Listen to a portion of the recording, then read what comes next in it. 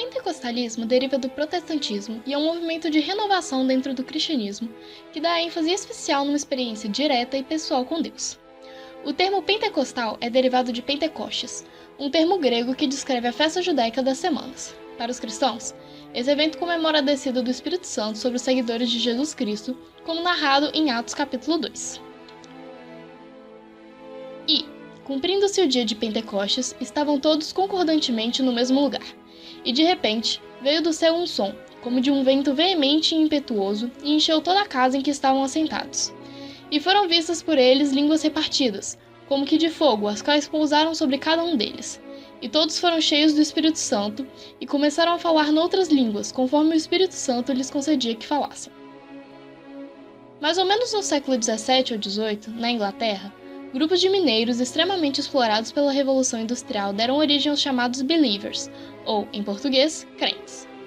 Alguns, perseguidos pela polícia, fugiram para os Estados Unidos, mais precisamente para Los Angeles. Foi lá que, em 1906, na Igreja Negra da evangelista Nellie Terry, o pregador William Seymour pregou sobre Atos capítulo 2 e a existência de uma terceira bênção de Deus, o batismo do Espírito Santo.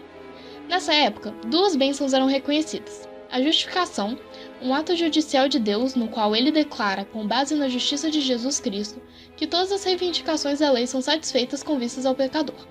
Ela é singular na obra da redenção por não ser um ato ou processo de renovação, como é o caso da regeneração, da conversão e da santificação. Embora diga respeito ao pecador, não muda a sua vida interior, não afeta sua condição, mas sim o seu estado ou posição. Ou seja, ela envolve o perdão dos pecados e a restauração do pecador ao favor divino. E a santificação é um estado de separação para Deus, e também se refere à experiência prática dessa separação para Deus, sendo o efeito da obediência à palavra de Deus na vida de alguém e deve ser ardentemente buscada pelo crente. Assim, como pode ser visto em João capítulo 17, a santificação tem em vista a separação dos crentes para a finalidade pela qual foram enviados ao mundo. Assim como me enviaste ao mundo, eu os enviei ao mundo. Em favor deles eu me santifico, para que também eles sejam santificados pela verdade. Resumidamente, significa ter um comportamento diferente do resto do mundo, de modo a dar testemunho da posição do crente perante a Deus. A evangelista ficou escandalizada e expulsou o pregador Seymour de sua igreja. Ele não desistiu e passou a realizar reuniões de oração na rua Azusa 312, onde, no dia 6 de abril de 1906, um menino de 6 anos falou em línguas, seguido por outros. Nascia o pentecostalismo entre os negros, no qual, vale ressaltar, a santificação fazia parte da luta política de resistência à dominação econômica dos brancos e valorização da força cultural negra. O núcleo mais forte era a escola bíblica de Topeka, onde se defendia que os dons do Espírito Santo, como a glossolalia, cura milagrosa, profecia, interpretação de línguas e discernimento de espíritos, eram sinais que acompanhavam o batismo do Espírito Santo. O segmento pentecostal, além de tais manifestações, apresenta uma forte preocupação com a sociedade, um discurso consciente da volta de Cristo para buscar a igreja. Os brancos pentecostais foram se separando dos negros pelo ano de 1908. Enquanto que para os pentecostais negros, Cristo era um Cristo negro, dos pobres e oprimidos, também em sua dimensão política, os pentecostais brancos se limitaram a uma experiência religiosa unicamente voltada para o sagrado, separando a prática religiosa da missão sociopolítica. É nesse pentecostalismo dos brancos nos Estados Unidos que encontramos o berço do pentecostalismo brasileiro. O pentecostalismo no Brasil se divide em 3 grupos distintos que surgiram em 3 épocas diferentes. A primeira constatação de igrejas pentecostais no Brasil é por volta de 1911. São os pentecostais históricos. Desde o início, as igrejas desse período caracterizaram-se pelo anticatolicismo, pela ênfase na crença do Espírito Santo, por um sectarismo radical e por um ascetismo que rejeita os valores do mundo e defende a plenitude da vida moral. A Congregação Cristã foi a primeira igreja pentecostal a se instalar no Brasil. Foi fundada pelo missionário Louis Francesco, um italiano que foi para os Estados Unidos em 1890. Lá, se tornou presbiteriano em 1891. Nessa igreja, chegou a ser diácono e, na ausência do pastor, causou distúrbios à fé presbiteriana, indo se batizar por imersão, juntamente com outros 18 membros. Um irmão de sua igreja batizou-os em 1903, mesmo não sendo ordenado para o ato. Em 1907, recebeu os dons na igreja de William Durham. Francesco chegou ao Brasil em março de 1910, na cidade de São Paulo. Depois, foi parar em Santo Antônio da Platina, Paraná, onde organizou sua primeira igreja no Brasil com colonos italianos. Foram 11 ao todo.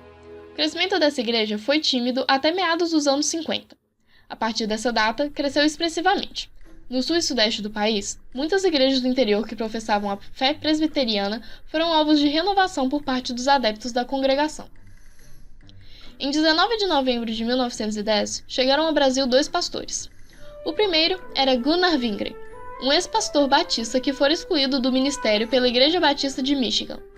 O segundo era Daniel Berg, que também foi excluído da Comunhão Batista. Depois de receberem os dons de William Seymour, vieram para o Brasil. Chegando em Belém de Pará, se apresentaram a Eurico Nelson, um missionário batista no Amazonas. Identificando-se como batistas, ofereceram-se para ajudar no trabalho e pediram hospedagem. Como não tinham carta de recomendação, e nem podiam ter, pois eram excluídos, o missionário deixou-os usar o porão da igreja como casa. Logo depois, Eurico Nelson precisou viajar, dando oportunidade para que os 2 recém-chegados pedissem ingresso na igreja, declarando-se membros de uma igreja nos Estados Unidos. Wingren declarou sua condição de pastor e a igreja recebeu-os com alegria. Como não sabia falar português e nem os membros inglês, com exceção de um, tudo ficou muito fácil. Os 2 foram ainda mais desonestos quando começaram a fazer cultos no porão da igreja.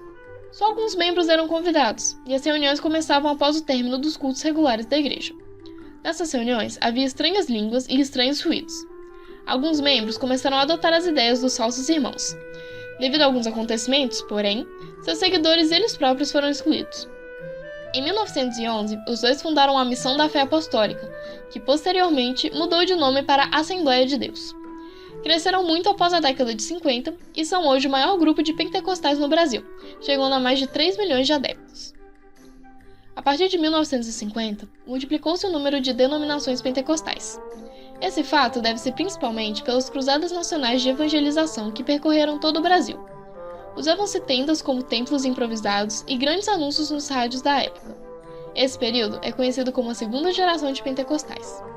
Nessa época, os brasileiros já sentem os primeiros efeitos da Revolução Industrial, quando há um forte processo de urbanização nas estradas, e, dessa forma, as igrejas que antes estavam concentradas nas periferias das grandes cidades conseguem mais acesso aos novos grupos, intensificando as campanhas de evangelização em loco. Além disso, utilizavam bastante o rádio como instrumento de pregação religiosa, alcançando diversos públicos. Foi assim que nasceu a Igreja do Evangelho Quadrangular. Ela foi fundada no Brasil pelo missionário americano Harold Williams em 1953 na cidade de São Paulo. Foi inovador em alguns pontos cruciais do pentecostalismo. Não eram tão intransigentes no uso da roupa e do cabelo como os assembleianos e os cristãos. Seus cultos seguiam uma ordem muito flexível, e mulheres foram ordenadas para o ministério, recebendo o título de pastoras. Em 1956, o ex-pastor assembleiano e depois quadrangular Manuel de Melo iniciou uma divisão nessas 2 igrejas. Dessa divisão, surgiu a Igreja do Brasil para Cristo. Essa igreja foi um pouco mais rígida que a quadrangular e um pouco menos exigente que a Assembleia de Deus. Na época áurea de Manuel de Melo, ele chegou a ordenar mais de 300 pastores num só dia. Seus programas de rádio eram largamente ouvidos em todo o país e chegaram a ter mais de 1 milhão de membros. Em 1964, na antiga Praça Vaz de Melo, na Grande BH, o pastor Doriel de Oliveira, que antes era ministro da Igreja Brasil para Cristo, deu início à Igreja Tabernáculo Evangélico de Jesus, mais conhecida como Igreja Casa da Bênção. Depois, estabelecida em Taguatinga, Distrito Federal, a nova sede da Casa da Bênção logo cresceu. Por ocasião da 21ª Convenção Nacional, realizada em 1985, foi inaugurada a Catedral da Bênção, um templo com capacidade para 5.000 pessoas. Atualmente, há 2.000 igrejas por todo o país, cerca de 140.000 membros e presença em 14 países. Em 1962, David Miranda, pertencente à Igreja de Cristo Pentecostal do Brasil, fundou a Igreja Pentecostal Deus é Amor.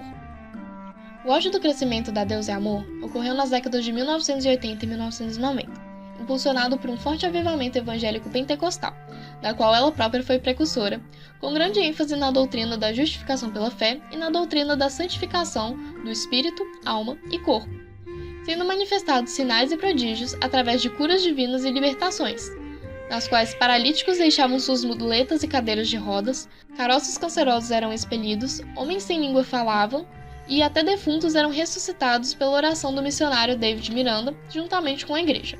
Enfim, uma verdadeira explosão de milagres.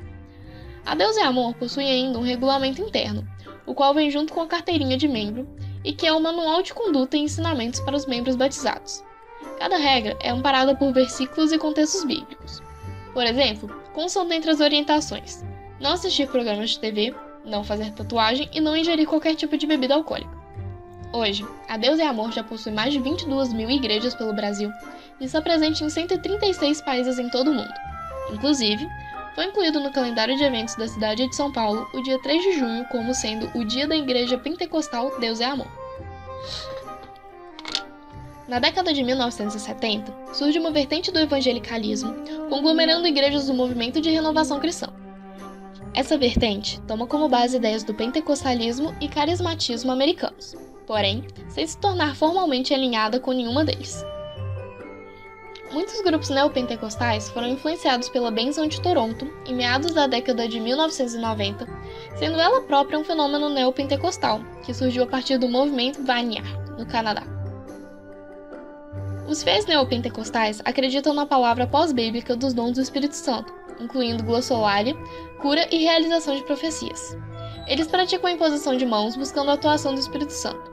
As igrejas também pregam ensinamentos comuns, como a batalha espiritual, o confronto espiritual diretamente contra os demônios e outras forças malignas, a realização de maldições hereditárias, possessão maligna de corpos, o domínio demoníaco contra as pessoas, que acaba resultando em problemas de saúde ou a incapacidade de evoluir na vida profissional e sentimental.